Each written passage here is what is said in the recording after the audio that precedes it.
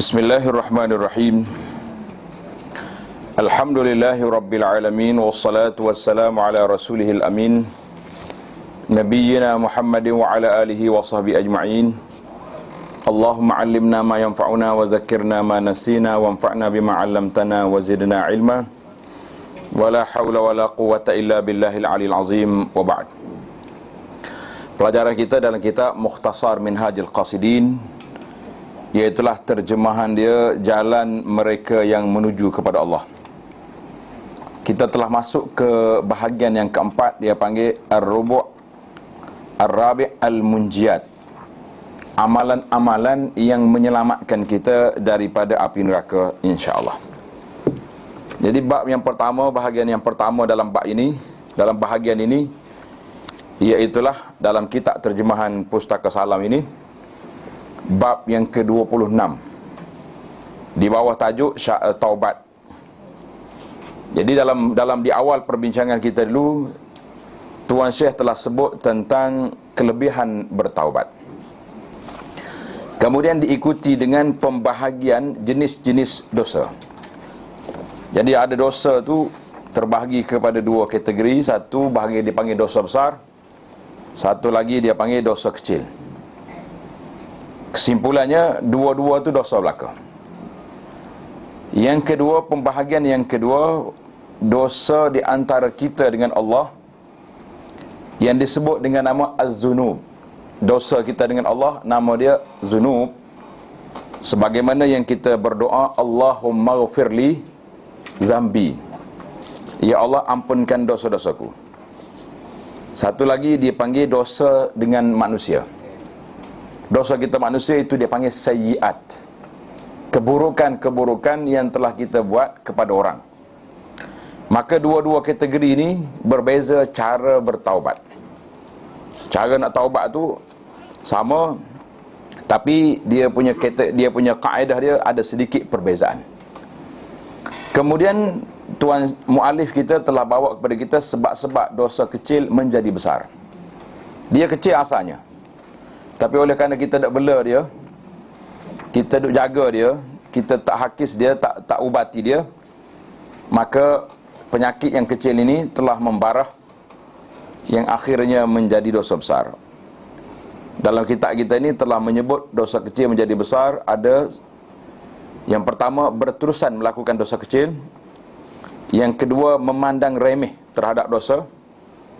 Yang ketiga, merasa gembira dengan kesalahan tersebut dan memuji-mujinya.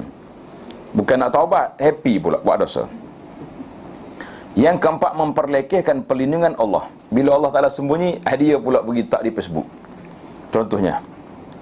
Yang kelima, menyebut-nyebut dosa yang lakukannya di khalayak ramai. Suka sangat dia, bangga.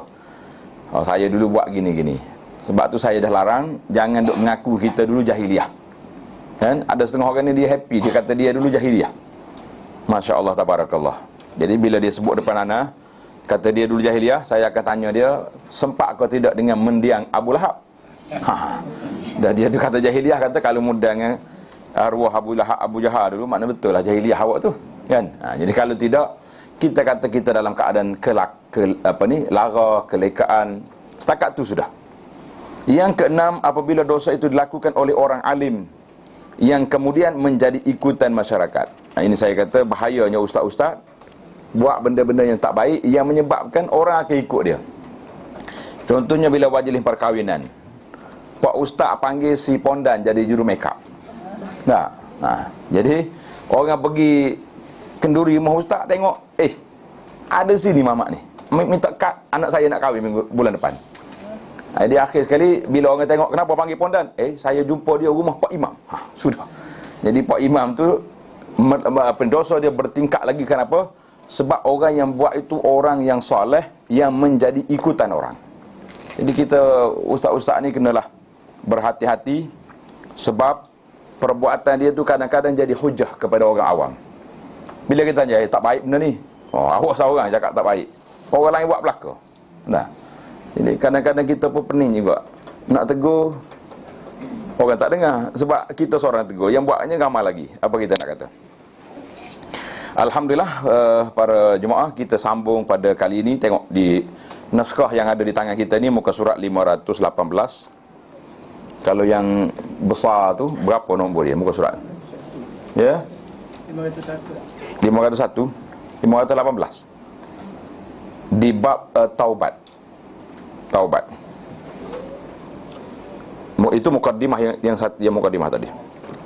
Muka surat 518 Faslun fi syurutit taubah. Sekarang ni kita dah tahu kategori dosa dan jenis-jenisnya. Sekarang ni kita masuk kepada syarat-syarat bertaubat. Apa dia taubat?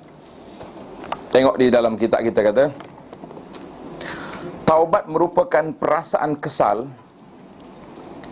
yang akan melahirkan keazaman dan niat untuk berubah. Bila kita bermula, dalam hadis kata an-nadamu taubah. Menyesal tu kira taubat dah. Maknanya peringkat permulaan. Tercuitnya hati kita nak menyesali perbuatan yang tak baik itu dikira permulaan melangkah ke pintu taubat. Yang masalah kita sekarang ni, bila orang tegur dia, apa salah saya? Orang ni tak taubat tu. Bukan cakap tak taubat, pula dengan orang. Dengan penyesalan tersebut, dia mula menyedari bahawa maksiat adalah penghalang antara seorang hamba dengan Tuhannya. Jadi dia tahulah maksiat yang dia buat itu menjadi benteng, tembok pemisah di antara dia dengan Allah Azza wa Jalla. Penyesalan adalah, apa makna definisi an-nadam? Tulis tepi kitab tu, ta'rif ataupun definisi penyesalan. Penyesalan adalah rasa terhiris di hati ketika berpisah dengan kekasihnya.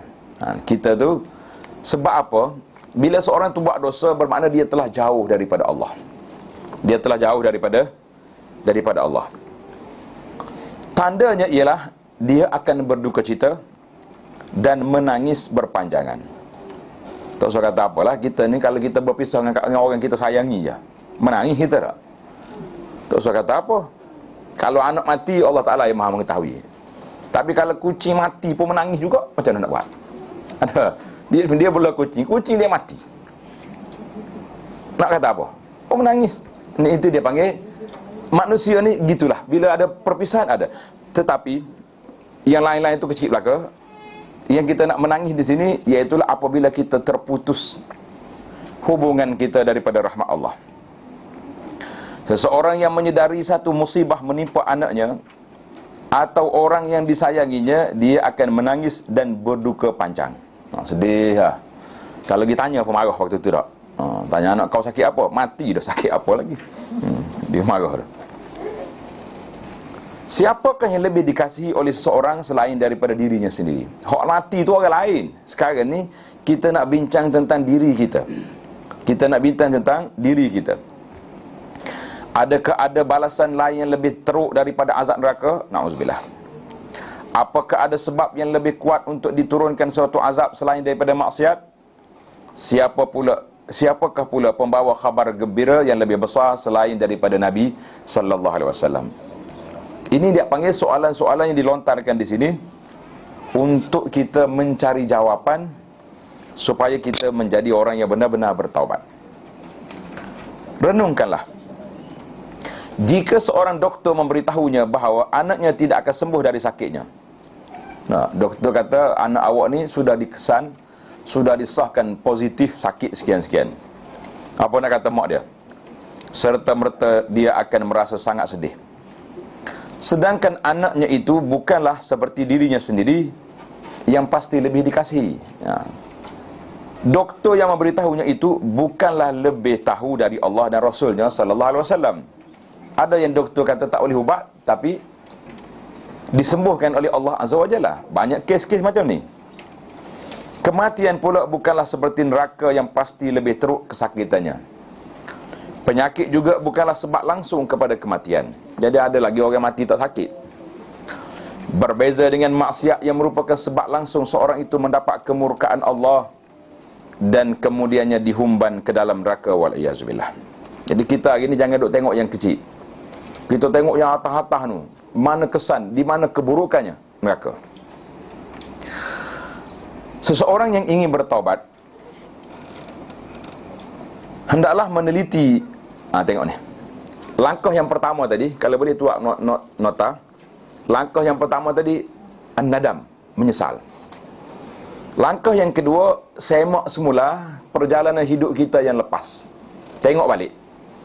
Contohnya, kita meneliti solat yang telah ditinggalkan, atau solat yang dikerjakannya tanpa menepati syaratnya. Dia solat, tapi tak tutup aurat dengan betul ke? Macam mana dia punya wuduk tak betul? Contohnya, solat yang dilakukan dengan pakaian yang terkena najis, atau niat yang tidak sah disebabkan kejahilannya. Semua solat ini telah diqadakkannya. Jadi kita dah bincang dulu dalam masalah qadak solat, tapi Tuan Syekh ni kata kita kena qadak kerana apa? Di atas kecuaian kita yang lepas. Begitu juga dengan puasa. Berapa lama tak puasa?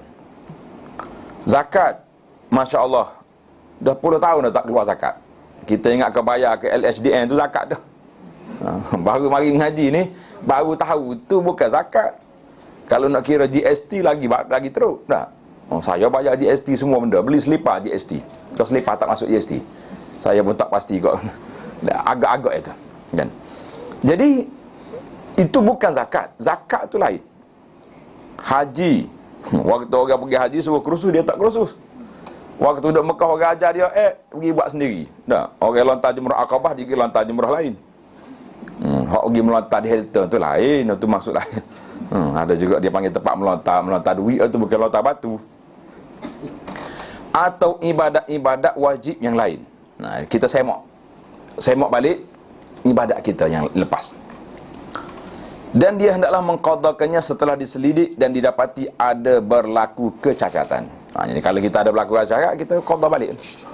Kalau puasa kat, kita banyak puasa semula. Kita puasa sunat Isnin Khamis, contohnya 3 hari sebulan atas dasar. Kalau ada masalah dalam puasa kita yang fardu, tercover balik dengan apa yang kita ada ni. Kita niat qada tak apa, sunat tu dapat masuk bawah dia je.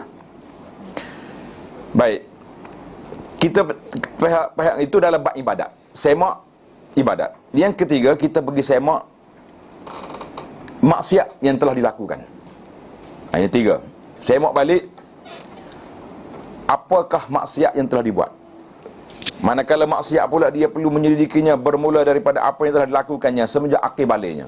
Semak balik, nas'alullah as-salamah. Dia perlu merenungi setiap kesalahannya itu. Jika maksiat terhadap Allah, adalah dia bertaubat dengan menyesal dan memohon keampunan. Itu kita kata, itu zunub. Tulis nak istilah pembahagian dosa ni, maksiat dengan Allah, nama dia zunub. Allahumma ghafirli zunubi. Ya Allah, ampunkan dosa aku. Jadi dosa dengan Allah, dia panggil zunub. Jadi kita dengan Allah, simple, mudah. Tuan-tuan dan puan-puan, ambil wuduk, kita solat, kita taubat, menyesal, tak nak buat lagi, insya-Allah Tuhan ampunkan. Hendaklah dia bertaubat dengan menyesal dan memohon keampunan dari Allah. Kemudian dia perlu melihat tahap dosa-dosanya dan berusaha melakukan amal-amal kebaikan yang setanding dengan tahap dosanya itu. Ini kita nak cover balik dosa yang lepas dengan kita buat kebaikan sekarang. Boleh kita tuduh balik. InsyaAllah mudah-mudahan dia tertutup dan tidak lagi dihisab di akhirat nanti. Firman Allah Ta'ala, innal hasanati yuzhibna sayyiat.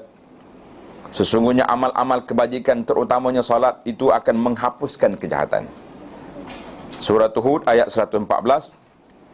Dan sabda Nabi sallallahu alaihi wasallam, atbi' as-sayyi'atal hasanata tamha. Nabi kata apa? Ikutilah sesuatu kejahatan itu dengan kebaikan, nescaya akan menghapuskannya. Artinya dah kita tersalah buat tak baik, sekarang ni kita cover balik buat baik. Hadis riwayat Tirmizi dan Imam Ahmad dengan sanad yang hasan. Sebagai contoh, ni contoh ni menarik. Ini dia panggil panduan yang dibuat secara detail, teliti kepada kita supaya kita mudah nak selesaikan masalah ni, insya-Allah. Dosa mendengar perkara-perkara yang melalaikan. Kita duduk dengar benda-benda lara dulu. Suka dengar benda-benda yang melalaikan. Apa benda lah? Cerita-cerita dengan lagu-lagu yang tak ada faedah dulu. Apa kita nak buat? Perlu dihapus dengan mendengar Al-Quran dan tazkirah. Mudah ya. Dulu masuk dalam kereta, dengar lagu selalu. Nyonyih lagu tu. Sekarang ni kita tukar lah. Cari CD kuliah. Masuk dalam kereta, bismillah. Kalau pagi-pagi sesuai dengan CD Abu Anas, kita kata.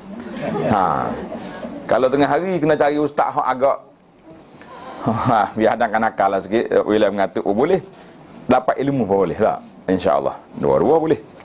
Ataupun kita pagi, kita cari CD yang baca zikir pagi tu. Sambil bawa kereta tu, kita boleh ikut zikir. Siapa di pejabat, kita dah khatam kita punya zikir. Allahu Akbar. Nikmatnya hidup dengan zikrullah. Duduk dalam kereta kita zikir, dalam rumah kita zikir, maka kita tukar channel. Dulu, gini. Dosa memegang Al-Quran dalam keadaan tidak suci. Masa tak tahu dulu, masa tak belajar dulu. Macam nak buat? Dihapuskan dengan memuliakan Al-Quran dan banyak membacanya. Ya Allah, aku dulu main-main dengan Quran.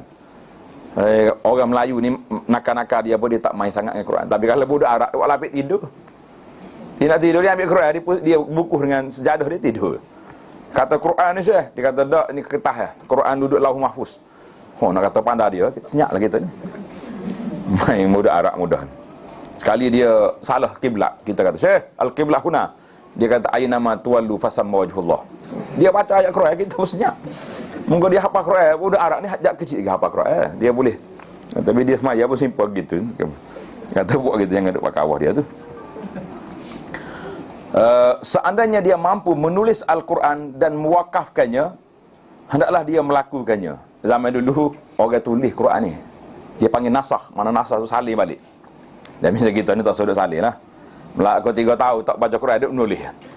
Baik awak pergi kedai Quran, pergi beli mushaf mana-mana, pergi letak wakaf di masjid, nak cover balik kesilapan kita dengan Quran dulu.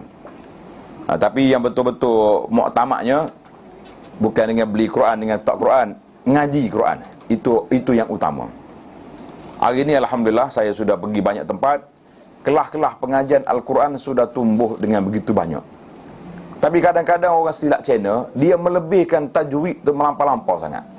Saya pernah tanya orang Taranum, sampai jam berapa? Dia kata, Ustaz, daripada lepas solat Isya, pukul 9.30 malam, kita berhenti pukul 2 pagi, Taranum. Saya kata, Masya Allah, Tabarakallah, andainya waktu 4 jam itu, digali, dikorek, dihayati, makna satu surah je, bahagia kita. Satu surah je. Malam ni, Al-Fatihah. Malam esok, Qul a'udzu birabbin nas, contohnya. Belajar sungguh-sungguh, tadabbur, banyak faedah boleh. Tapi nak kata macam mana, setiap orang itu ada jiwa yang tersendiri, ada orang yang suka berlagu, ada orang yang suka mengaji, tak apalah, yang penting mereka telah sibukkan diri dengan Al-Quran daripada dia buat benda lain. Cuma eloklah dibahagi-bahagikan masa itu yang lebih bermanfaat untuk akhirat kita. Untuk menghapuskan dosa minum arak, na'udzubillah. Kalau adalah zaman-zaman dulu tersalah minum arak, dia perlu bersedekah minuman yang halal. Kita beli air mineral ni, satu berapa kotak tu tok di masjid. Pergi masjid ni letak belakang itu, biar orang minum. Ataupun beli penapis air tu, pergi letak di mana, di masjid ke, letak di pondok, letak di sekolah-sekolah agama, letak biar orang duduk minum situ. Masya Allah, Tabarakallah. Kita kata, Ya Rabbi, ini kafarah kepada dosa aku yang lepas. InsyaAllah, mudah-mudahan selamat. Yang pastinya ialah dia perlu melalui jalan yang berlawanan. Naknya lawan. Tak semaya dulu, kuatkan solat sekarang ni. Tak puasa dulu, banyakkan solat hari ni. Berlawanan dengan kesalahan yang dilakukan, kerana setiap penyakit diubati dengan perkara yang sebaliknya. Penyakit tu dia kena lawan dia.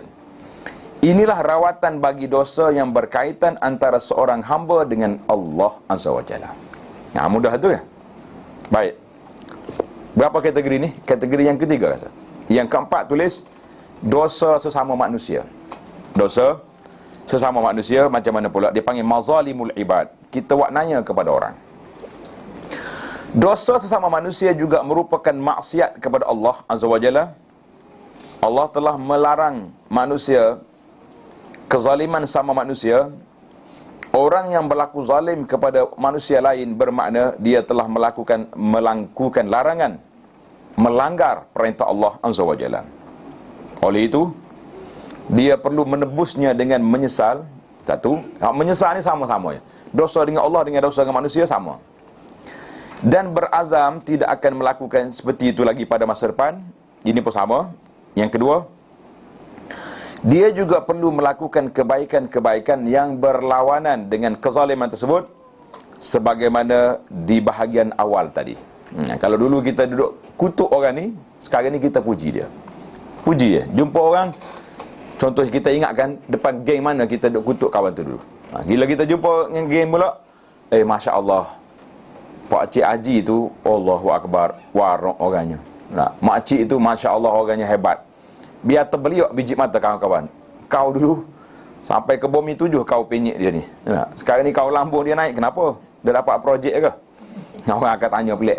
Kita kata bukan projek, kita nak cover balik kesilapan kita yang lepas. Nak tudung balik. Dalam masalah ini dia perlu menggantikan perbuatan menyakiti orang lain dengan melakukan kebaikan kepada mereka. Menggantikan dosa merampas harta dengan bersedekah hartanya yang halal.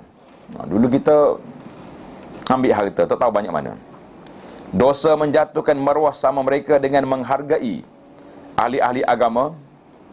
Dosa membunuh dengan membebaskan hamba dan sebagainya. Manakala dia terlibat dengan bunuh, dia kena merdekakan hamba.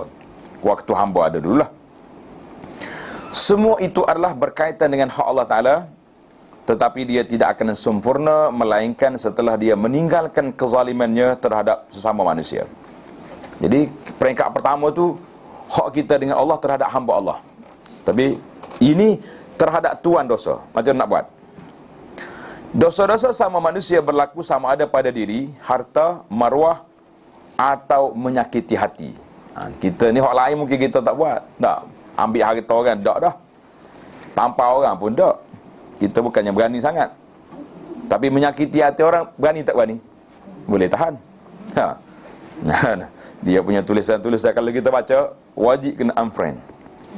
Memang menyakitkan hati. Sekali tengok je, naik darah kita. Apa nak jadi? Dalam aspek diri atau jiwa, sekiranya berlaku pembunuhan secara tidak sengaja, pembunuh adalah membayar diat kepada mereka yang berhak menerimanya. Ini dalam fiqh Islam, bila orang dibunuh orang yang tak sengaja, dia kena bayar 100 ekor unta. 1 ekor unta. Banyak kategori lah. Ada unta umur setahun, ada 3 tahun, ada 4 tahun. Ada unta yang hamil. 40 ekor unta tu semua ada baby dalam perut. Berapa harga tinggi tu? Kita tengok kategori pembunuhan itu. Sama ada bayaran tersebut darinya atau dari keluarganya. Dia panggil aqilah. Aqilah ni keluarga dia kena share. 2 ekor seorang ke bagi. Tetapi jika dia membunuh secara sengaja, dia wajib dihukum qisas. Qisas ni balas bunuh. Apabila memenuhi syarat-syaratnya, dia hendaklah diserahkan kepada keluarga mangsa, sama ada hendak dibalas bunuh atau diampunkannya. Jadi alhamdulillah setakat yang kita duk tengok, banyak kes-kes pembunuhan balas bunuh ni keluarga dia maafkan. Baru ni saya share dalam Facebook saya. Adik-beradik dia semua tak maaf, kecuali anak bungsu yang muda sekali tu. Dekat dah kita diri berasa cemah dah tengok. Sayaf ni apa ni panggil ni, yang tukar pancung tu dah cabut dah dia punya sarung pedang, angkat dah. Tiba-tiba anak dia angkat tangan, ya qadi, dia panggil qadi, yang hakimnya duduk sekali nak masa nak pancung, ya qadi, afau tu. Abang-abang dia terkejut lah kau. Subhanallah, budak ni boleh dia maaf pula. Jadi qadi bila dia kata afau tu, sayaf, pemancung tu kena break serta-merta. Letak dulu pedang, kita bincang balik. Tak jadi bunuh. Allahu Akbar. Apa ni? Itu kaedah Islam. Kaedah orang kafir ni tak nak kemaafan, keampunan daripada raja. Raja tak ada kena-mengena dengan darah kawan tu. Itu orang putih punya sistem. Dalam keadaan ini dia tidak boleh menyembunyikan dosanya. Ini berbeza dia melakukan perbuatan zina. Jadi dalam masalah-masalah lain kita boleh mengaku laka. Tapi dalam masalah zina, masalah peribadi dua orang ini, atau mencuri, atau minum arak, atau melakukan kesalahan yang boleh dikenakan hukum hudud, kerana dalam masalah tersebut dia tidak perlu mengakui perbuatan itu. Jika ingin bertaubat, bahkan dia perlu merahsiakannya. Bila? Apabila orang ini melakukan perbuatan itu tidak ditangkap oleh pemerintah, maka dia lepas. Nah, tapi kalau sudah tangkap, tak boleh. Contohnya orang yang mencuri, lepas tu dia tak ada orang tangkap dia, dia pun menyesal seorang dia. Berapa kau curi? 5,000. Dia ambil duit 5,000 pergi bayar kepada tuan dia, selesai masalah. Ataupun dia ambil 5,000 senyap-nyap, dia giltak atas rumah kawan tu, campak dalam tu ke, dimasuk dalam bank account kawan tu, selesai. Tapi kalau sudah ditangkap oleh pemerintah dan sudah disahkan bahawa dia mencuri, maka dia kena potong tangan. Walaupun si tuan punya harta tu maafkan, saya maaflah tuan qadi, tak payah, hendak. Itu dia panggil hak Allah, hudud, hak di bawah akta hak Allah Ta'ala. Maka walaupun contohnya orang ni berzina wal'iyazubillah, kemudian dimaafkan, suami kata tak apalah, lepas-lepas dah. Tak. Ataupun ayah dia kata aku maaf jalan kau, tak ada maaf bagimu, dia mesti disebat atau direjam. Itu dia panggil hak Allah. Jadi ada perbezaan lah dalam masalah ini. Boleh tengok dalam video kuliah saya, kitab Fiqman Haji jilid yang ke-7 ke apa lebih kurang, di bawah tajuk Undang-Undang Hudud dan Jinayah. Kita dah detailkan di situ. Jika dia mengaku salah kepada pemerintah sehingga dia dihukum, hukuman itu akan menghapuskan dosanya, dan taubatnya juga adalah sah dan diterima berdasarkan kisah Ma'iz. Ma'iz ni pemuda yang datang mengaku dia berzina. Ingat cerita? Akhirnya dia direjam. Dan Al-Ghamidiyah. Al-Ghamidiyah seorang perempuan yang mengaku dia juga berzina. Demikian juga hukuman terhadap mereka yang menuduh zina. Jadi orang yang menuduh zina dia panggil qazaf. Qazaf ni kalau tuan dia maaf, lepas.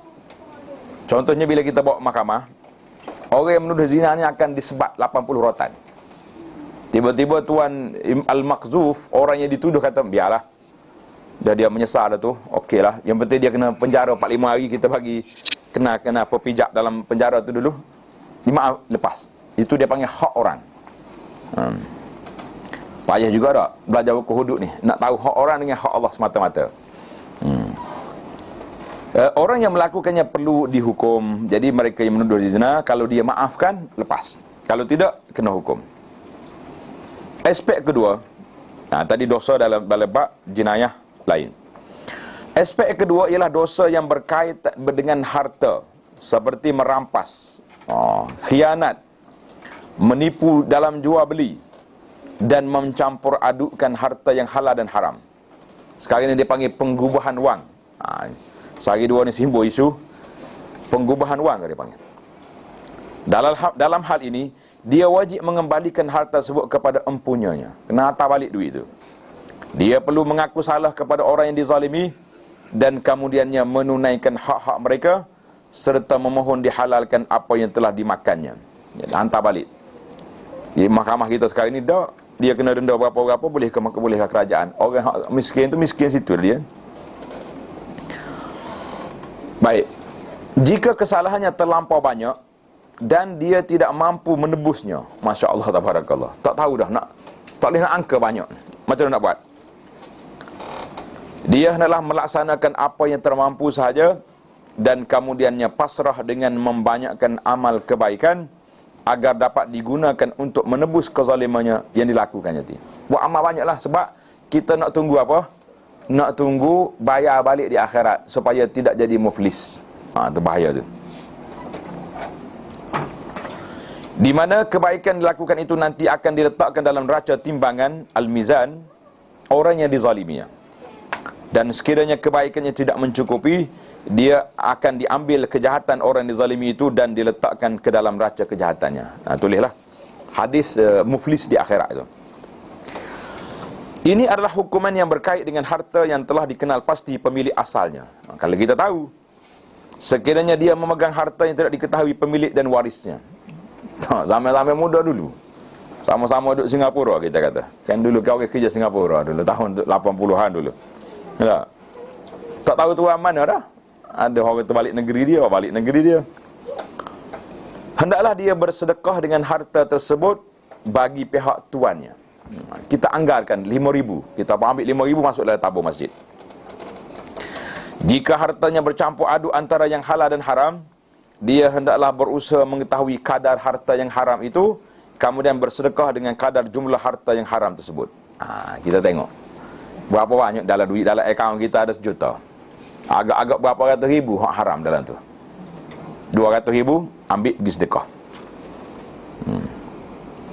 Aspek ketiga, ni tadi harta. Yang ketiga, masalah maruah diri. Al-muru'ah dia panggil. Dan menyakiti hati orang. Macam mana kita nak taubat?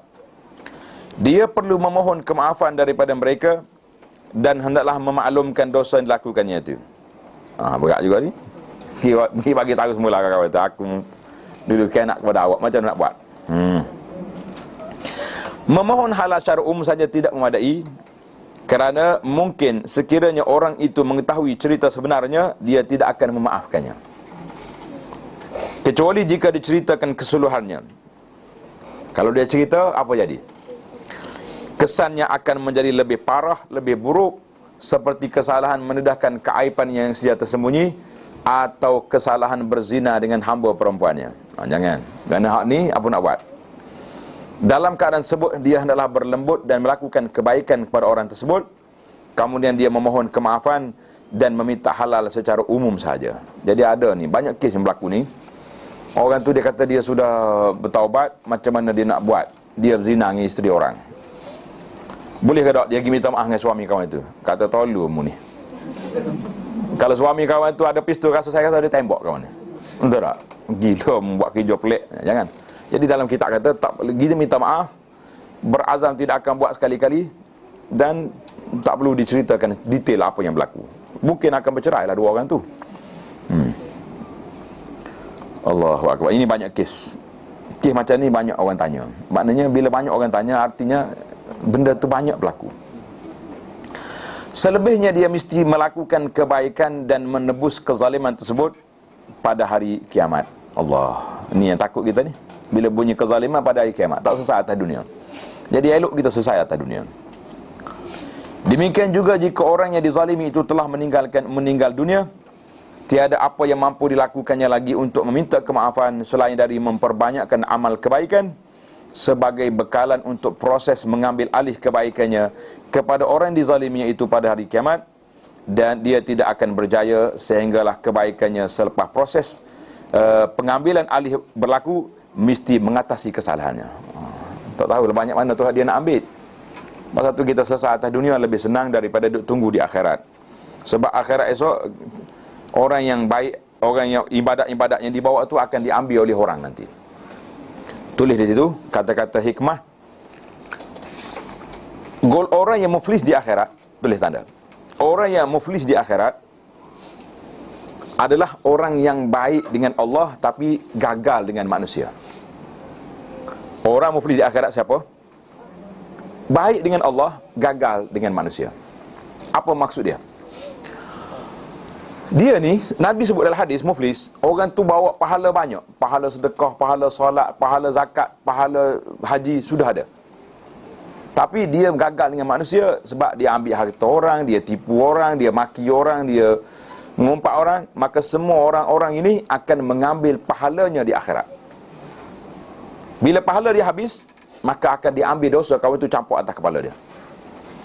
Itulah kata orang, di antara penyesalan yang sangat teruk di akhirat esok, apabila pahala yang kita buat diambil oleh orang. Jadi kalau tuan-tuan perempuan tak nak bagi pahala ke orang, jangan kita buat zalim kepada orang. Termasuklah dalam bab buat ini kata-kata kita ni, tulisan-tulisan kita. Jangan duduk perli orang, jangan duduk menyakiti orang. Kalau tidak, muflis dia di akhirat. Tamat kita pergi kepada syurut at-taubah. Syurut, syarat-syarat nak taubat, berapa syarat? Antara syarat-syarat taubat yang benar ialah berazam bersungguh-sungguh tidak akan mengulangi dosa tersebut atau dosa-dosa sepertinya pada masa hadapan. Tadi kita dah selesai kan? Menyesal, berazam tak mau buat lagi. Ini di antara syarat dia lagi, syarat taubat lagi. Sambung tadi, awal tadi. Menyesal dan berazam. berhenti terus melakukan perbuatan itu. Ini yang ketiga kan. Berazam tidak akan melakukan lagi dosa-dosa itu ataupun seumpamanya. Contohnya, seorang pesakit yang mengetahui sejenis buah-buahan yang boleh memudaratkan penyakitnya. Dia tahu dah makan kacang, gaut mari. Contohnya dah. Dia pun berazam dengan sungguh-sungguh tidak akan memakan buah tersebut selama mana penyakit itu tidak sembuh. Ada setengah kawan ni, dia kalau cakap berazam tak mampu, terpaksa kena bernazar. Ada juga. Ada seorang ni, kawan kita ni, dia nak diet, tapi tak boleh, tak turun-turun dia punya timbangan. Dia pergi cari-cari penyakit puncanya mari daripada mana? Mari daripada budu. Kemah budu ni rupanya. Budu ni masalah besar.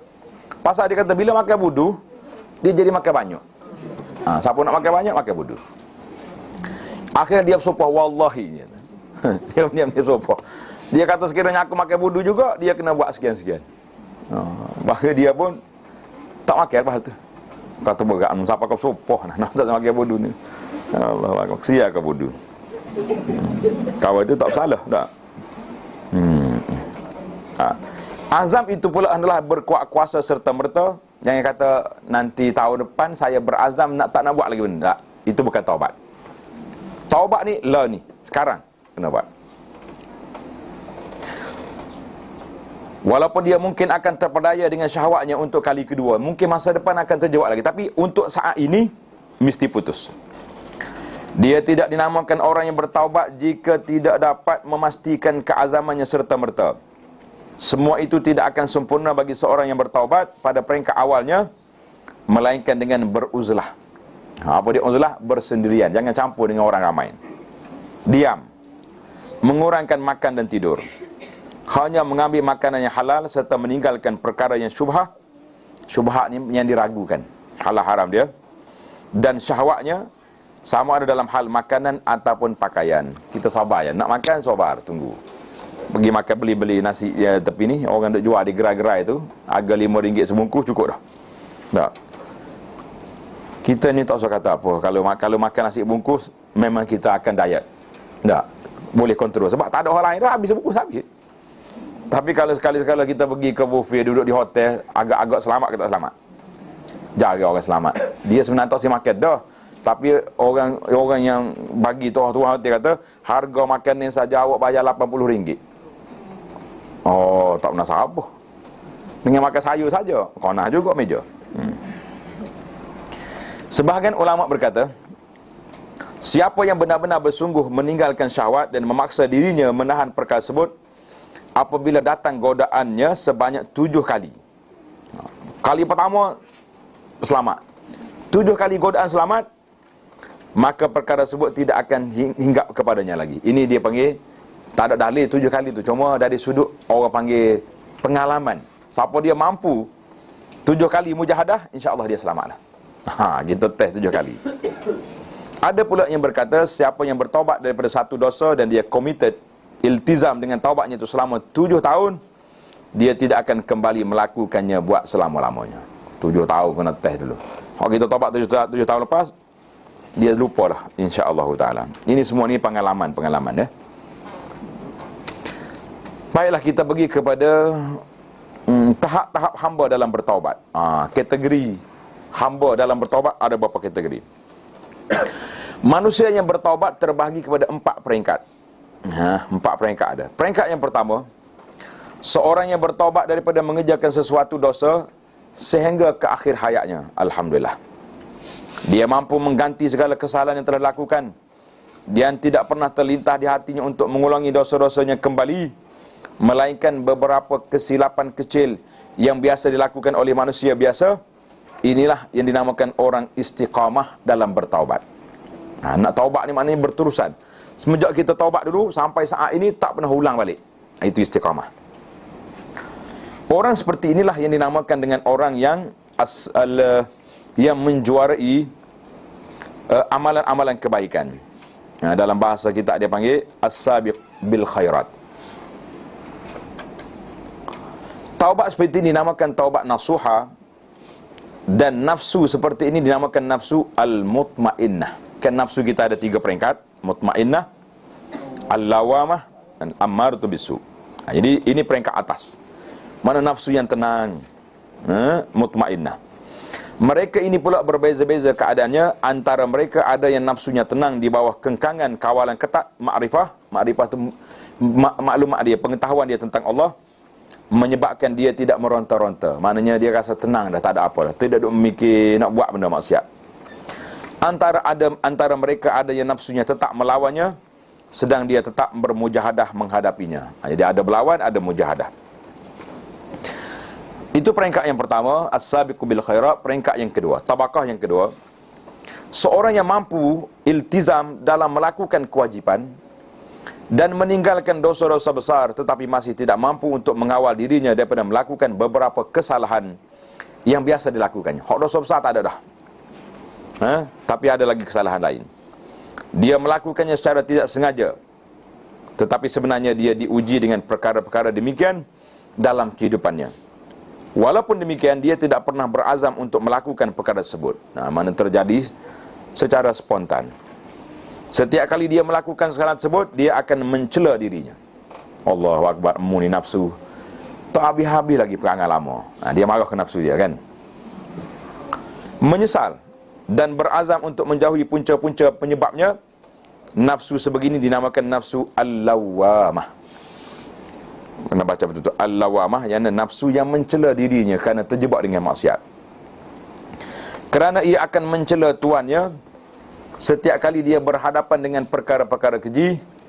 Dia juga berada pada martabat yang tinggi, walaupun terkebawah sedikit dari yang pertama tadi. Ni masih lagi, kita rasa darjat yang kedua ni mungkinlah sebahagian daripada keadaan kita hari ni. Mana ada kadang-kadang terjebak, kadang-kadang biasalah manusia. Inilah fenomena yang biasa berlaku pada kebanyakan orang yang bertaubat. Kerana kejahatan sudah sebati dengan jiwa manusia, jarang sekali yang dapat membebaskan diri darinya. Matlamat utama dari usahanya itu ialah menjadikan kebaikannya melebihi kejahatan, sehingga timbangan amal kebaikannya lebih berat. Kita cubalah. Cuba. Untuk mengharapkan bebas penuhnya dari dosa adalah satu yang sukar. Kita bukan, dia tak akan menjadi malaikat. Patutlah setengah orang ni balik daripada haji, dia bagi jumpa, macam mana saya ni ustaz? Nampak macam tak semangat pula ibadat. Kita kata kita pergi haji bukan syarat jadi malaikat. Tetapi syaratnya kita kalau boleh maintain, boleh jaga kita punya istiqamah, itu satu kejayaan. Satu kejayaan. Tapi sekali-sekala dia down juga. Pasal itulah kena gilap sentiasa dengan majlis ilmu, dengan zikir dan sebagainya. Golongan seperti ini dijanjikan dengan balasan yang baik di sisi Allah Ta'ala, sebagaimana firman Allah, allazina yajtanibuna kaba'iral ismi wal fawahisha illa al-lamam inna rabbaka wasi'ul maghfirah. Iaitulah orang yang menjauhi dosa-dosa besar serta perbuatan-perbuatan yang keji. Kita beza dosa ni, kejahatan dengan perbuatan yang keji. Kejahatan ni biasanya dalam bab mencuri, pukul orang, ganas. Tapi fawahish, dia akan pergi kepada masalah zina, liwat, itu benda fawahish. Illal lamam, kecuali silap yang kecil-kecil yang mereka terlanjur melakukannya, maka itu dimaafkan. Al-lamam ni mana dosa-dosa yang tersilap sikit lah. Kita dah jaga baik-baik, dan tiba-tiba orang mari depan kita mengumpat, kita berjapuk sama. Itu dia panggil, kita terus ada istighfar. Astaghfirullahalazim. Aku cakap hal orang pula dah tadi. Masalahnya, orang mari panah injil depan kita. Tak? Kita pergi jamput. Jangan duk jamput. Kalau nampak orang nak cakap je, lari, tak apa. Sesungguhnya Tuhanmu maha luas keampunannya. Suratul Najmi ayat 32. Nabi SAW pernah memberi isyarat kepada golongan sebegini dengan sabda baginda yang bermaksud, Nabi kata, jadi hadis ni ada masalah besar ni.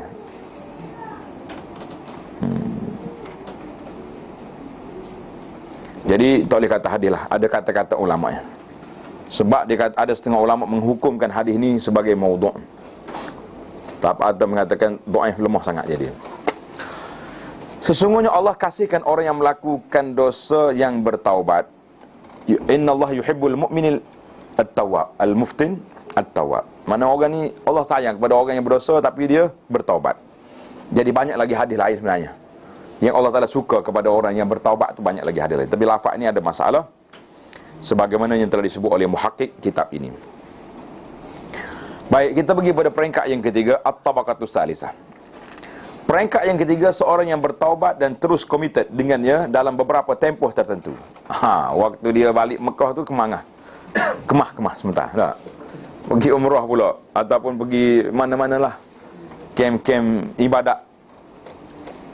Tetapi kemudiannya runtunan nafsunya kembali menguasainya dan menjadikannya kembali melakukan beberapa dosa. Terjebak balik.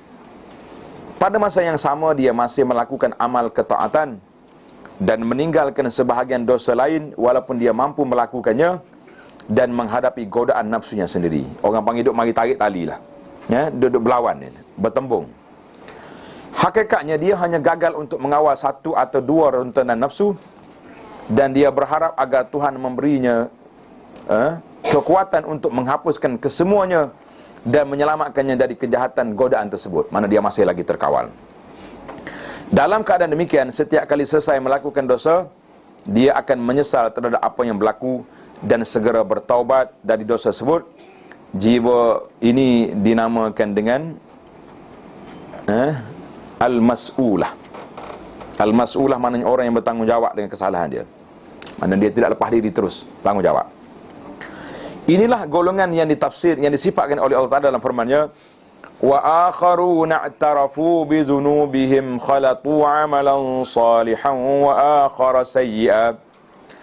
Dan sebahagian yang lain mengakui akan dosanya. Mereka telah mencampur adukkan amal soleh dan buruk. Dia ada di masjid, dia ada juga tempat-tempat melompat, ada juga. Nah, ini orang panggil campur aduk. Dia kata tadi dia tu duduk dengan kuliah. Ada juga duduk tempat orang duduk main hiburan-hiburan lah. Tinggal piuh atas kereta boleh masuk tempat hiburan. Kita kata ada campur-campur di sini. Jadi surah At-Taubah ayat 1-2. Keadaan ini disebabkan dia sentiasa melakukan ketaatan kepada Allah dan merasa benci terhadap kesalahan yang dilakukannya, serta berharap supaya diampunkan dosa-dosanya, seperti mana firman Allah Ta'ala, asallahu an yatuba alaihim, mudah-mudahan Allah Ta'ala akan menerima taubat mereka. Kesudahannya, apa jadi dengan golongan yang ketiga ni? Dia masih berada dalam keadaan berisiko tinggi jika sering menangguhkan taubat dan lalai menangani godaan nafsu. Bila kita bersalah, bila nak taubat? Tunggu nanti ada solat taubat perdana di masjid, kita pergi taubat.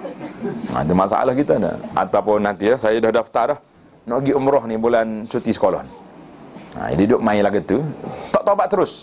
Jadi menangguh-nangguhkan. Dan lalai menangani godaan nafsu. Dia mungkin akan mati sebelum sempat bertaubat. Maka setiap amalan akan dinilai berdasarkan kesudahannya. Dia panggil al-amalu bil khawatim. Amalan kita ni yang dikira akhir hidup kita. Jadi kita mintalah supaya Allah Ta'ala sentiasa beri kepada kita husnu al-khatimah. Setiap gerak nafasnya boleh berhubung dengan maut pada bila-bila masa saja, dan ketika itu dia akan mati. Oleh itu, dia hendaklah sentiasa mengawasi pada setiap kali gerak nafasnya dan berwaspada dari terjerumus melakukan perkara-perkara yang ditegah oleh syarak. Jangan kita. Itu yang ketiga. Peringkat yang keempat, seorang yang bertaubat dan hanya mampu istiqamah buat seketika waktu saja. Sekejap saja. Ramai kali ni kita tengok orang istihar ni, istiqamah ni, lepas tu tak ada dah. Kemudian kembali bergelumang dengan dosa-dosa tanpa terlintas di hatinya untuk kembali bertaubat. Dia tidak merasa bersalah terhadap apa yang dilakukan. Dia tergolong di kalangan mereka yang melakukan dosa secara berterusan. Na'udzubillah. Nafsu ini dinamakan al-ammaratu bisu. Ammaratu bisu, yakni mendorong kepada perbuatan jahat. Ini kita takut ni. Mereka yang dikuasai oleh nafsu seperti ini dibimbangi akan mati dalam kesudahan yang buruk, su'ul khatimah. Sebab dia tak rasa apa dengan dosa. Relax ya. Buat dosa, relax. Tak boleh. Sekiranya dia mati dalam keadaan masih mengesahkan Allah Ta'ala, mana dia tidak sampai dekat kafir, tapi buat benda maksiat ya, asi dia panggil, diharapkan dia akan terlepas dari azab api neraka walaupun selepas tempoh masa tertentu dalam neraka. Tidak mustahil dia akan tergolong di kalangan orang yang diampunkan kerana suatu sebab tersembunyi yang hanya diketahui oleh Allah. Kita serah ke Tuhan dah. Tetapi mengharapkan pengampunan yang sebegini adalah suatu yang tidak sesuai. Tidak taubat tapi tidak suruh Tuhan ampun. Berat ke tidak? Seorang yang berkata Allah Ta'ala maha mulia dan gedung pengampunannya amat luas. Bila orang tanya, Allah Ta'ala Ghafur, Allah Ta'ala Rahmanir Rahim. Itu jawapan dia. Ini orang lagu ni dia panggil overconfident ni. Buat maksiat tapi tak takut ke Tuhan. Sebab Tuhan maha pengampun, maka itu dia panggil salah guna Asma'ul Husna. Salah guna. Maksiat yang dilakukan, yang aku lakukan ini tidak akan memudaratkannya. Sedapnya bercakap. Kemudian kamu melihatnya berlayar mencari harta. Jika dikatakan kepadanya, apabila Allah Ta'ala bersifat mulia, kamu duduk sajalah di rumah, agar Allah memberikan rezeki kepada kamu di sana. Ini dia panggil hujah. Hujah bodoh dia tu lah tak? Dia kata, mu duduk, rumah kan Tuhan maha pemberi rezeki, biar rezeki mari golek kat rumah. Tak, jatuh seketa dua rumah hatak-hatak dia, boleh ke dia? Nescaya dia menganggap orang yang berkata demikian sebagai jahil. Mesti dia kata jahil. Kata mu nak suruh Tuhan ampun tak bertaubat boleh? Dia juga, dan dia pasti berkata bahawa rezekinya hanya diperolehi dengan berusaha. Lalu dijawab kepadanya, demikian juga pembebasan dari api neraka, ia hanya diperolehi dengan takwa. Pandai dah hujah kita. Orang-orang yang salah guna ayat ni, kita hujah kita seperti itu. Alhamdulillah. Ini di antara cara kita ni, bagaimana dia buat. Dia akan sebut masalah, dia akan sebut kes-kes yang berlaku. Sekarang ni kita pergi kepada dawa'ut taubah wa tariqul ilaj. Perkara yang perlu dilakukan oleh orang yang bertaubat. Apakah penawarnya? Kita cari ubat sekarang ni. InsyaAllah mudah-mudahan kita termasuk di kalangan orang-orang yang benar-benar bertaubat kepada Allah Azza wa Jalla. Telah dinyatakan bahawa seorang yang bertaubat hendaklah melakukan kebaikan berlawanan dengan keburukan yang telah dilakukan. Jadi kita kena lawan.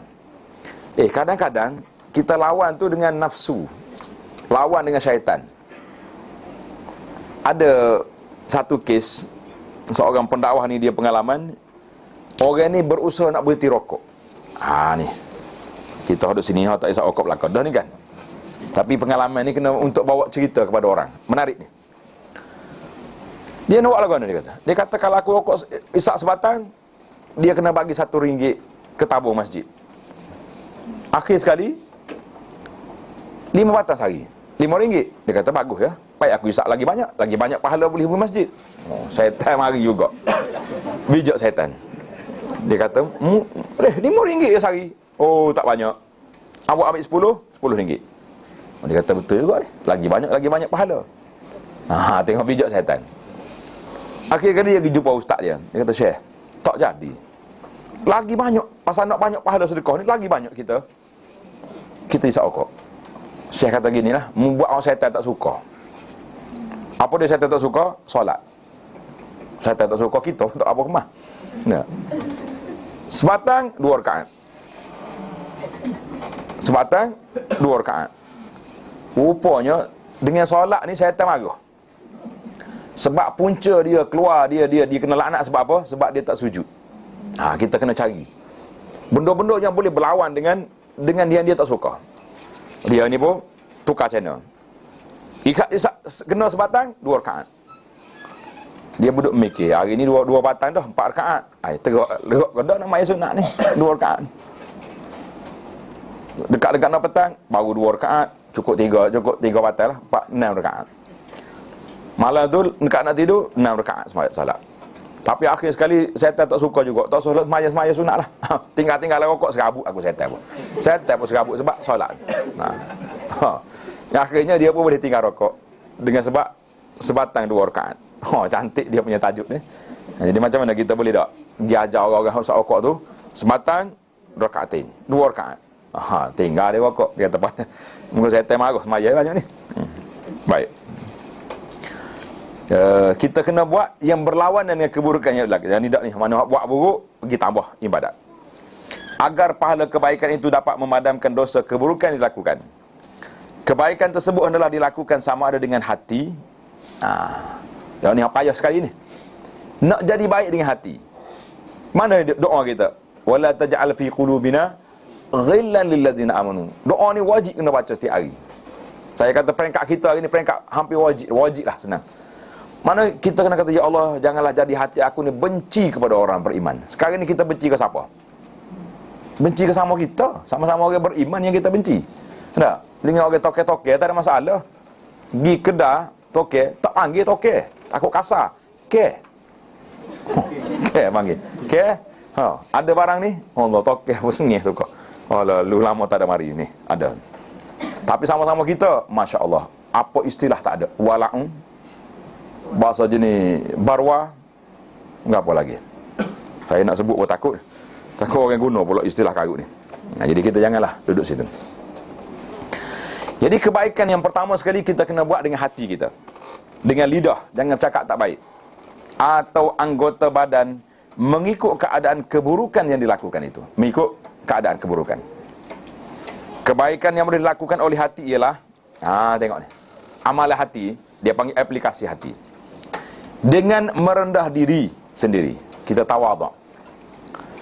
Lidah pula akan mengakui segala dosanya dan beristighfar. Sentiasa istighfar, astaghfirullah, astaghfirullah, atub ilaika ya Allah. Sepedan juga berdoa, wahai Tuhanku, aku telah menzalimi diriku, zalamna anfusana, wa illam taghfir lana, maka ampunkanlah dosaku. Jadi itu dengan lidah. Dalam satu hadis ada menyatakan sabda Nabi sallallahu alaihi wasallam, Nabi hadis kata apa? Ma min rajulin yuznibu zamban. Setiap orang yang melakukan satu dosa, kemudian dia berwuduk dan mengelokkan wuduknya, mana ambil wuduk sempurna, lalu dia bersolat 2 rakaat dan memohon keampunan. Ini orang panggil dalil solat taubat ni.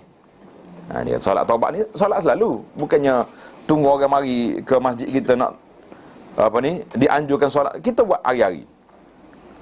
Illa ghafaralah, Allah Ta'ala akan mengampunkan dosanya. Hadis riwayat Ahmad dengan sanad yang sahih, ada kata hasan. Tanda itu, ini solat taubat. Lepas tu macam mana? Dia akan tanya pula, macam mana niat ustaz? Niat solat je lah. Niat solat taubat. Itu sudah payah-payah sangat. Kebaikan dilakukan oleh anggota badan pula ialah mengerjakan amalan ketaatan, bersedekah, dan mengerjakan segala jenis ibadat yang lain. Mudah ke payah? InsyaAllah tidak payah. Langkah pertama kitanya, kita nak tidur malam-malam, kita rasa kita berdosa hari ni, ambil wuduk, solat sunat, berdoa kepada Allah Ta'ala, minta Allah Ta'ala ampunkan dosa kita. Baik, kita pergi kepada penawar dawa'ut taubah. Penawar bagi taubat dan jalan untuk merawat dosa yang dilakukan secara berterusan. Macam mana? Seorang itu tidak akan faham dan tahu mengenai taubat, mengenai ubat, selagi dia tidak memahami berkenaan penyakit. Pasal tu dalam kitab kita ni, kitab tasawuf ni dia akan sebut penyakit, lepas tu dia mari bawa ubat. Ini kerana ubat dalam erti katanya sebenarnya ialah apabila dia dapat menghilangkan sebab-sebab yang membawa kepada penyakit tersebut. Sesuatu perkara tidak akan terhapus melainkan dengan perkara yang berlawanan dengannya. Sebab utama yang menyebabkan seorang berterusan dalam melakukan dosa ialah kerana kelalaian dan menurutkan nafsu. Kelalaian hanya akan terhapus dengan ilmu. Kita mula belajar dengan ilmu. Nafsu syahwat pula akan dapat diatasi dengan bersabar. Ilmu, sabar dalam membenteras punca-punca yang menggoda nafsu. Kelalaian merupakan punca segala kesilapan. Tidak ada penawar untuk bertaubat melainkan dengan ramuan yang diadun dari ilmu yang manis dan sabar yang pahit. Allah, menarik ni, dia punya formula dia. Umpama ubat sakan jabin. Berapa dia sakan jabin pula ni? Mana doktor? Cerita sikit. Tak tahu dia, adalah istilah-istilah lama dulu ni dia panggil ni sakan jabin ni.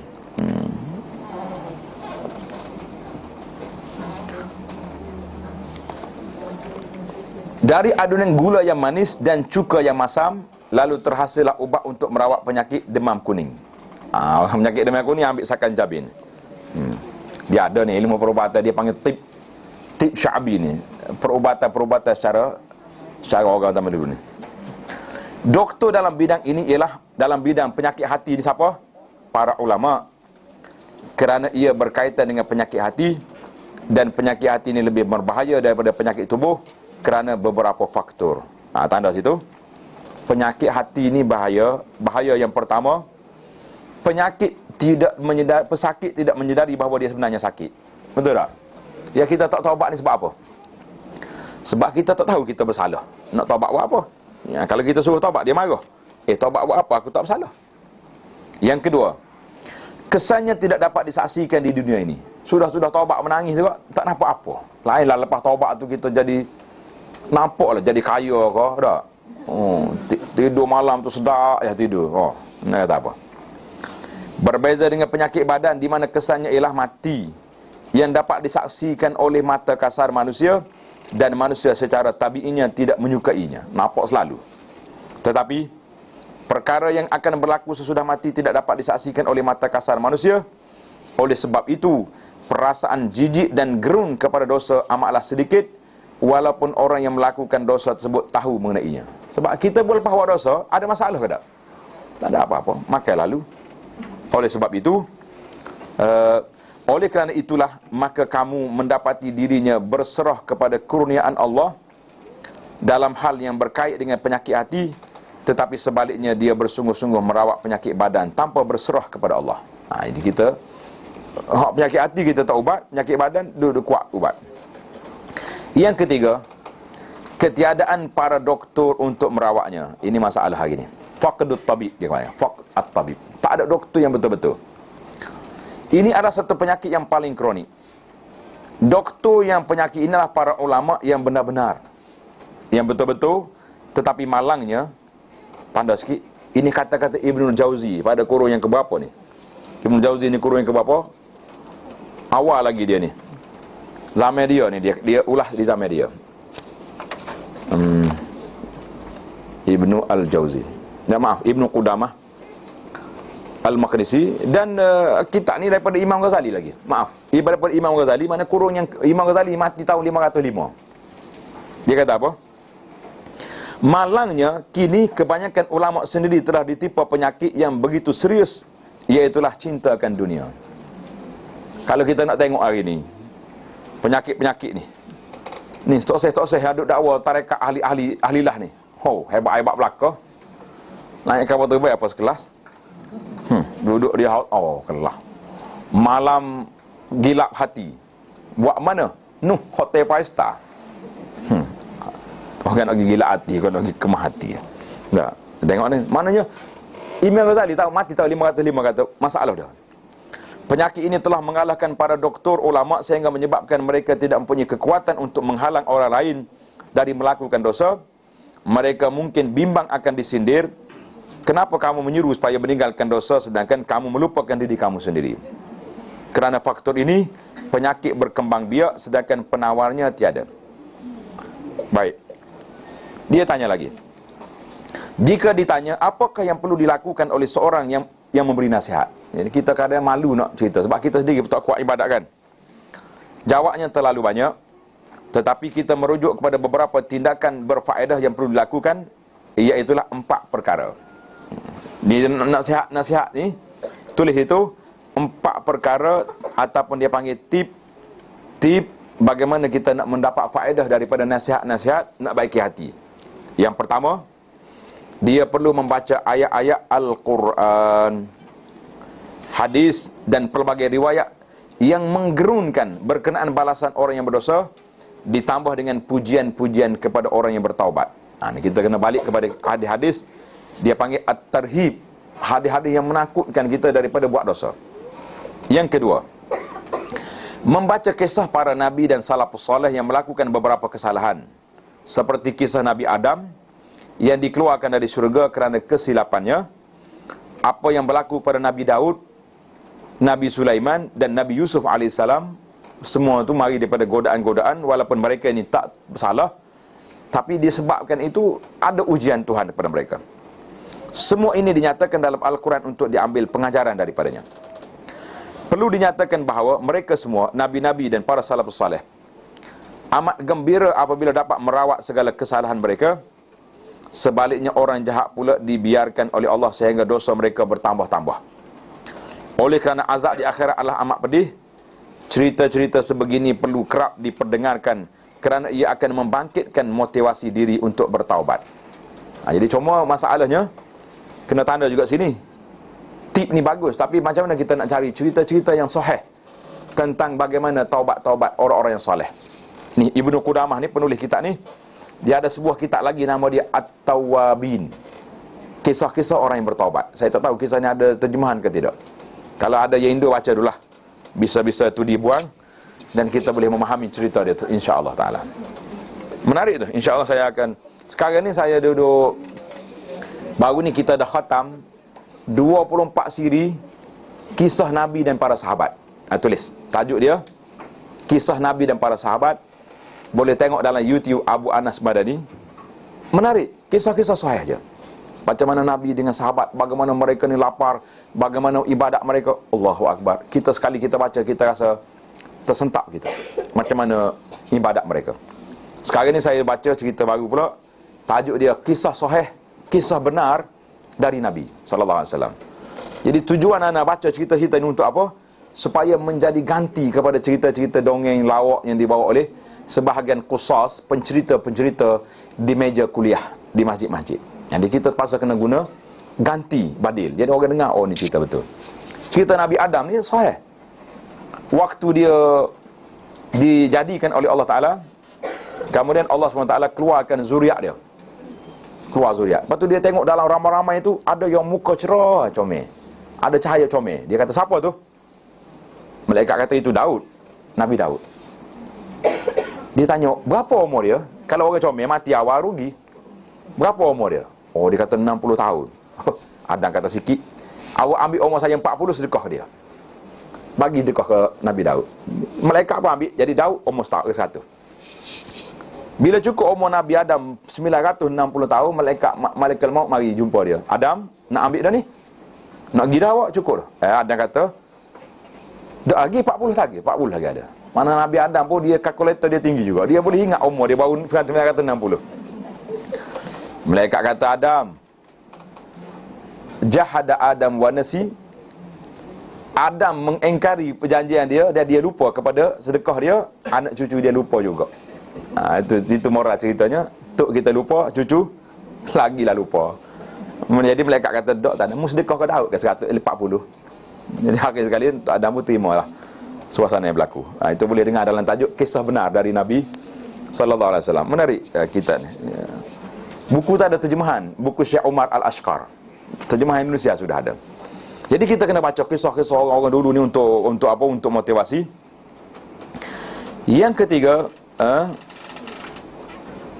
jadi cerita orang jahat tu, kenapa orang jahat ni panjang umur, hebat, kenapa? Kata di para ulama, dia kata apa? Allah angkat darjat seorang tu bukan kerana ketinggian dia, tapi nak suruh dia naik tinggi. Bila lepas turun, jatuh tu kuat. Kita pun kena sedar, kadang-kadang Allah Ta'ala angkat darjat kita.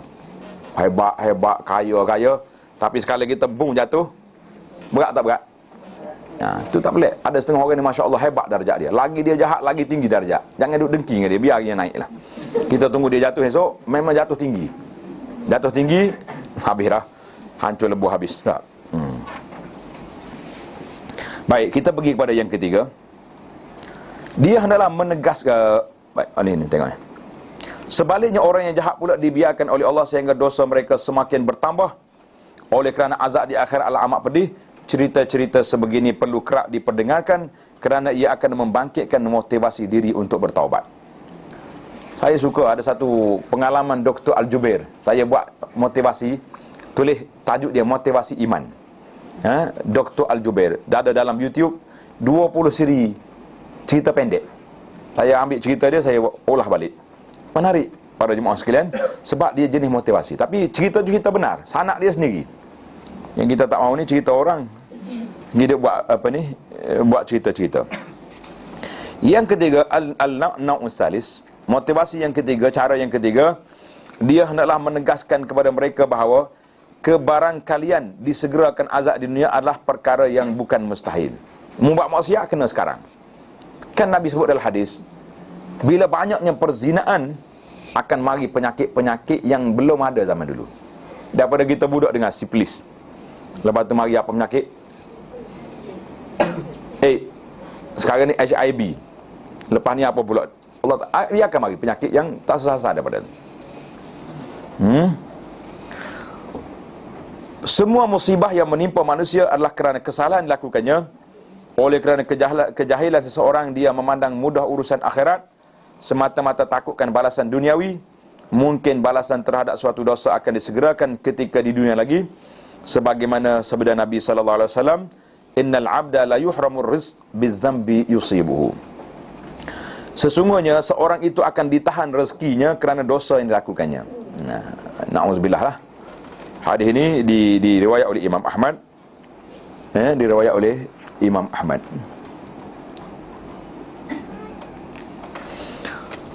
Al-Fudail bin Iyad, seorang ulama ni, ulama salafus salih, dia kata apa? Sesungguhnya apabila aku melakukan suatu kesalahan kepada Allah, aku dapat merasakannya melalui perilaku keldai dan khadamku. Masya Allah. Dia nak naik dongki, dia dongki buat tak ira aja ke dia. Dia kata aku berdosa semalam tu. Sebab apa dia boleh kesan? Sebab mereka ni umpama kain putih. Ada setitik ya, tarik lalak pun nampak. Tapi kita kalau baju kelabu ni, cuah cak tak nampak lagi dah. Itu sebab hati bersih, maka dia boleh kesan dosa dia. Syekh Sulaiman Ad-Darani berkata, mimpi sehingga berjanabah juga merupakan satu hukuman. Ya Allah, pokok dia ni macam-macam lah. Kalau dengar orang-orang yang soleh-soleh ni, takut kita. Dan tidaklah seorang itu terlepas daripada solat berjamaah, melainkan disebabkan dosa yang dilakukannya. Tak ada apa dah lagi tu. Pada tu zaman dulu, kalau ada orang seorang tak pergi solat jemaah, orang akan pergi ucap takziah di rumah dia.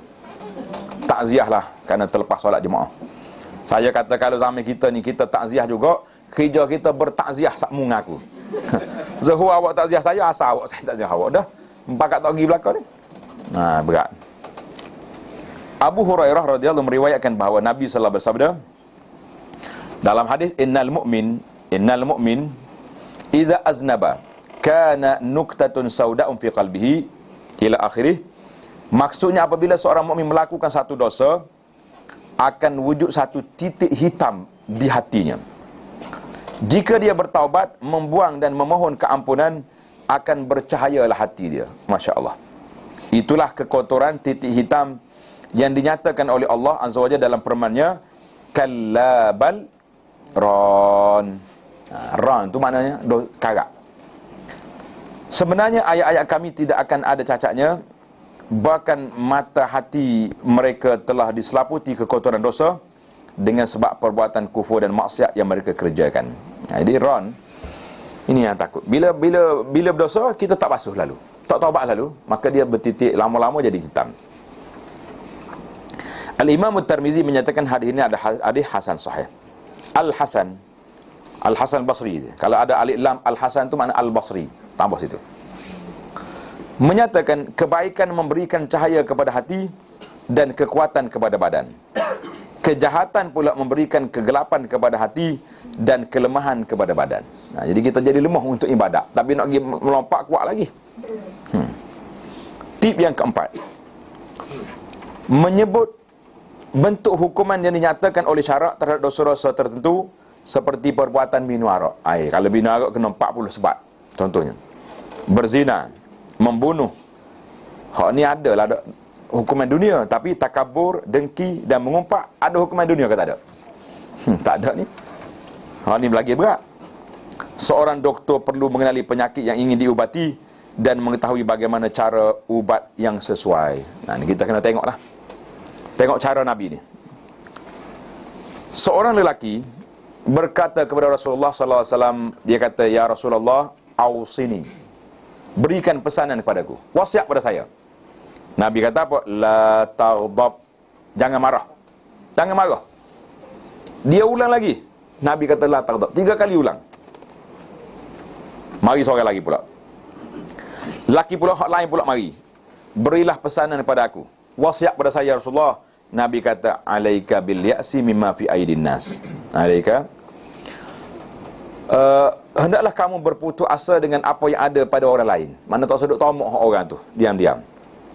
Tengok ni, Jawapan yang menunjukkan baginda sallallahu alaihi wasallam seolah-olah dapat merasakan bahawa masalah orang pertama ialah kerana sifat marahnya. Bahasa jenis backing tak terkalu ni. Tak, mak cakap nak marah dia ni. Nak buat Nabi wasiat suruh sabar. Manakala orang yang kedua adalah sifat tamak dia. Kalau tengok hak orang, comel belakang. Nah, hak dia bakhi hangit. Ni dipanggil. Maknanya kita kena ubat mengikut penyakit. Jangan pula orang mari. Dan sebab itulah bila mari bulan Ramadan, orang tua mari minta nak cium isteri. Nabi kata boleh. Mari hak muda tak boleh. Dia kata kenapa berbeza Rasulullah? Dia kata hak tua tak ada apa dah. Tapi hak muda tu bahaya. Jadi itu dia panggil cara ustaz pun nak jawab ni kena tengok orang. Kena tengok. Saya takut benar. Tak tahu hak dalam handphone ni. Ustaz saya gini-gini. Nak apa nama awak? Saya lah dia tak nak bagi nama. Kita kata saya pun tak boleh jawab juga sebab saya tak kenal awak. Macam mana kita nak jawab dalam isu-isu yang macam ni? Tak boleh. Kita kena kenal juga orang tu. Kadang-kadang dia nak guna hujah kita, mungkin dia rakam dah jawapannya. Ini jawapan Abu Anas, dia pergi berhujah pula dengan hakim di tempat dia. Jadi masalah kita. Semua yang dinyatakan di atas adalah rawatan penyakit lalai atau cuai. Bagi merawat nafsu syahwat pula, ia seperti yang telah kita nyatakan dalam bab mendidik jiwa dahulu. Dalam bab yang lepas, kitab Riyadatun Nafs. Ia memerlukan kesabaran kerana penyakit seorang pesakit mungkin berpanjangan kerana dia telah mengambil sesuatu yang memudaratkannya. Penyakit lama ni. Ini berlaku disebabkan runtunan syahwatnya yang begitu kuat atau dia lalai dan lupa terhadap akibatnya. Oleh sebab itu dia perlu bersabar. Jadi kita jangan kata saya ni banyaklah kali dah istighfar ni tapi hati pun macam tu juga. Jangan putus harap. Pasal tu setengah orang ni dia nak ambil jalan pintas. Bila nak taubat, syarat pertama pergi jumpa ustaz, bawa air lah sebotol. Ustaz tolong tiup nak lembut hati. Ustaz kata hati ni dengan air sebotol tak ada, baik bawa satu tempayan, mari aku mandi terus kau. Jadi kita nak shortcut, nak cepat selalu. Kompai aku nak suruh jadi. Tak, dia kena riadah. Riadah maknanya kena ada mujahadah, kena ada perjuangan. Barulah hati kita tu insya-Allah jadi. Maka langkah pertama yang perlu dilakukan ialah dengan menghadiri majlis tazkirah. Tulis itu. Langkah pertama, kita kena pergi mengaji majlis tazkirah. Serta mendengarnya dengan hati yang lapang dan kosong daripada bentuk gangguan dunia. Yang pertama sekali pergi belajar. Cuma masalah sekarang ni, macam Imam Ghazali katalah, doktor yang nak merawat hati orang, mereka juga berpenyakit. Ataupun kita ambil rawat ramuan yang tak betul. Ramuan yang paling betul sekali nak ubat hati manusia dengan apa? Dengan Quran, dengan sunnah Nabi SAW yang diajar oleh Rasulullah. Tapi kita pergi ambil dengan benda pelik-pelik. Nak berzikir kena bertapa dalam gua 40 hari. Zikir pula Nabi tak ajar. Duk hu dalam gua. Orang nak tak masuk dalam gua apa takut dia tak. Jadi ini semua ni sebab apa? Kita bila meninggalkan cara yang diajar oleh Nabi, maka dia akan penyakit lagi parah sebab tak jumpa pemula yang sebenar. Ini masalah hari ni. Waktu jumpa orang tengok, ustaz saya ni masalah hati. Habis kena pergi mengaji kitab tasawuf. Awak nak mengaji kitab tasawuf mana? Dia sebut kitab tu kita dengar apa takut. Nak mengaji kitab Ihya Ulumuddin, kata 5 jilid, 5 tahun lagi baru khatam. Jadi kita hati dah ni sakit. Cukup dengan kita bagi ramuan yang simple, yang mudah saja. Sebab banyak dah. Nabi kita rawat orang muda, jangan marah. Kita tengok penyakit dia, penyakit apa orang ni? Penyakit syahwat dia lebih cenderung pada apa? Kita ubat yang tu dulu. Dia ni masa jenis malah mai sunat contohnya. Kita bawa hadis-hadis galakkan solat sunat. Malah berzikir. Kita bagi hadis-hadis zikir yang maksud daripada Nabi. Sikit-sikit insya-Allah orang ni akan berubah. Jadi tak perlu teori banyak-banyak kerana kita perlu kepada amali. Kemudian dia perlu merenung dan memikirkan apa yang diperkatakan itu. Nasaya akan lahirlah perasaan takut dan ia akan memudahkannya bersabar. Setelah itu barulah senang untuk merawatnya selain mengharapkan taufik daripada Allah Azza wa Jalla. Jika ditanya, menarik ni, dia guna uslub fa'in qila. Kalau orang tanya, bagaimanakah seorang itu boleh melakukan dosa sedangkan dia mengetahui akibatnya? Orang yang buat dosa tu dia tahu ke tidak? Tahu belakang dah. Jawabnya, persoalan tersebut telah dijawab dengan pelbagai jawapan. Yang pertama, kerana balasan yang dijanjikan bukanlah suatu yang segera. Tak nampak. neraka. Siapa dia pergi neraka? Hanya jawab gitu senyap gitu. Nah, pasal tu orang lebih takut kepada saman JPJ daripada saman malaikat. Saman JPJ nampak tak nampak? Pak sekali kena 300. Innalillahi wa inna ilaihi raji'un. Nampak lalu. Tapi sekali-sekala malaikat saman tak ada apa, senyap gitu ya. Hok pergi masuk dalam kubur dah pun tak ada bertempik-tempik ya. Masa tu kita kata alam kubur ni alam akhirat. Alam dia tu. Dia duduk dalam kubur. Kubur tu di dunia, tapi muamalah dia muamalah akhirat. Saya sambil-sambil duduk gurau bila-bila nak marah. Saya kata seorang yang atas dunia ni hok tahu alam kubur. Siapa dia? Pengarah drama Tanah Kubur. Dia boleh cerita berlaku dalam kubur, keluar ular duk tunggu. La ilaha illallah. Janganlah buat benda-benda khurafat macam ni. Benda-benda ghaibi. Benda-benda ghaib itu kita serah kepada wahyu yang diceritakan oleh Nabi SAW. Yang kedua, apabila seorang mukmin melakukan dosa, dia mesti berazam untuk bertaubat kerana telah dijanjikan bahawa taubat akan menghapuskan segala dosa yang telah dilakukan. Angan-angan yang panjang kebiasaannya dapat menguasai manusia. Nah, bila kita panjang angan, dia pun nak taubat tak mahu juga.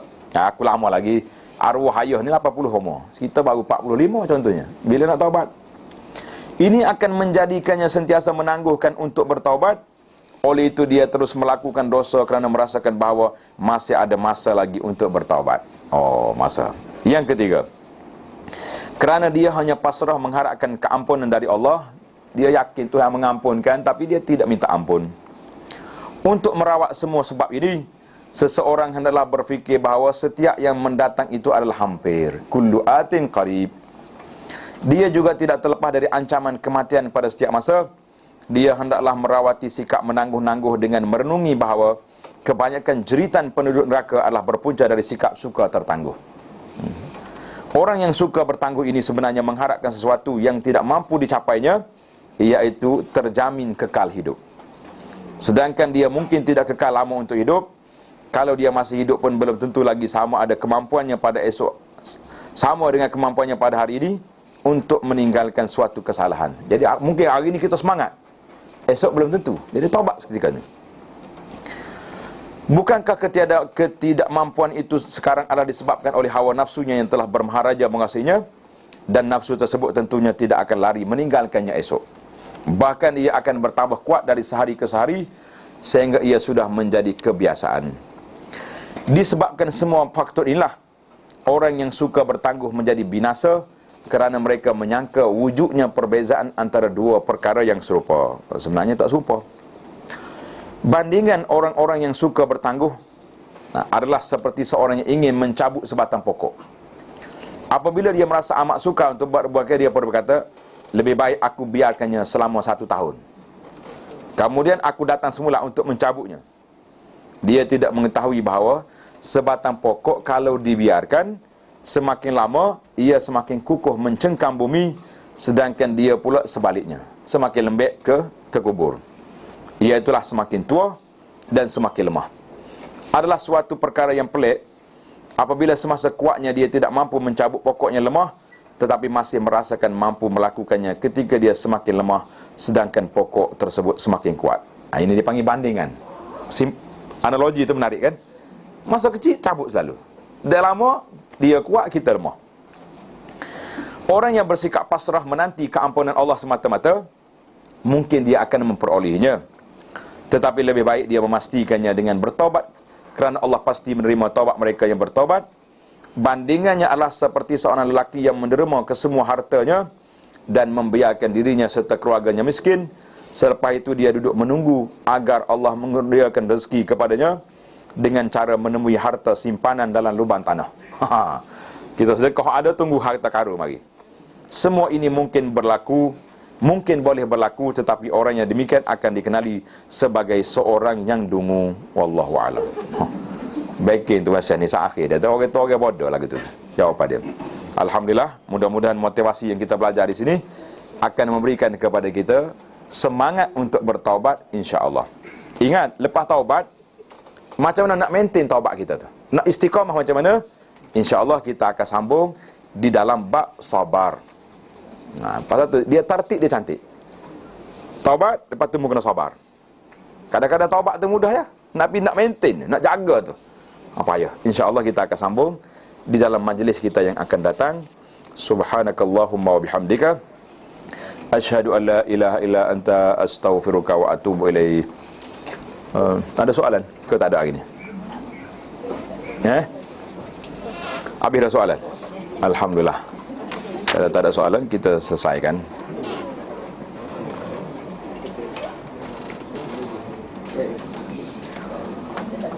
Ni, buku yang belum ada lagi ni. Dunia Bukan Syurga ni kena ambil ni. Ijazah. Siapa dia ambil hari ni boleh ijazah. Apakah tanda taubat kita diterima? Memang di antara, sebagaimana kata Imam Nawawi rahimahullah ta'ala, di antara taubat itu diterima, kita akan berubah, meninggalkan benda itu dengan rasa yang tenang. Yang tenang. Tapi kita kena yakin bahawa kalau tak ada tanda sekalipun, taubat itu Allah Ta'ala janji. Bila kita betul-betul mencukupi syarat yang tersebut, Allah Ta'ala akan terima taubat kita tu, insya-Allah. Ya. Ada lagi? Tak ada dah.